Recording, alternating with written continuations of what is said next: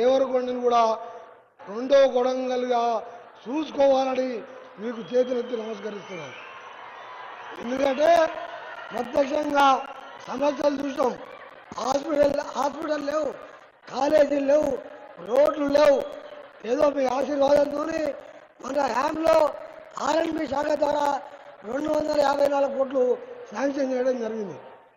రాష్ట్రం మొత్తం 11,000 కోట్లతో రోడ్లకు టెండర్లు కూడా పిలవడం జరిగింది. మీ అందరూ కూడా ఒకటే హామీస్తున్నా, ముఖ్యమంత్రి గారితో నా విజ్ఞప్తి, రాష్ట్రంలో అత్యంత వెనుకబడ్డ ఎక్కడంటే అది అచ్చంపేట ముఖ్యమంత్రి గారికి కాన్సెన్సీ, పక్కకున్న దేవరకొండ. ఈ రెండింటిని చూస్తే ఎంతో బాధ అనిపిస్తుంది. హాస్పిటల్ పోవాలంటే 300 కిలోమీటర్లు పోవాలి. ఇక్కడున్న చందంపేట అలాగే 2 మండలాల్లో కనీస సౌకర్యాలు లేకుంటే ప్రతి ఫౌండేషన్ సహకారంతో మన ఎమ్మెల్యే గారితో చెప్తే కొన్ని చేయడం జరిగింది.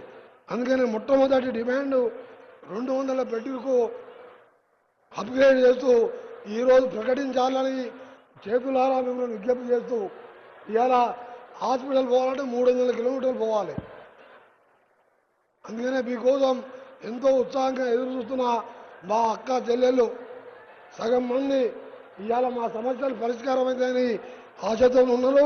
గౌరవ ముఖ్యమంత్రి గారికి, వేదిక మీద ఉన్న కౌన్సిల్ చైర్మన్ గారు, మా తోటి ఎమ్మెల్యేలకు, అందరికంటే మా ప్రాణ సమానులైన దేవరకొండ అక్క చెల్లెళ్లకు, తమ్ముళ్లకు చేతులెత్తి నమస్కరిస్తూ సెలవు తీసుకుంటున్నాను.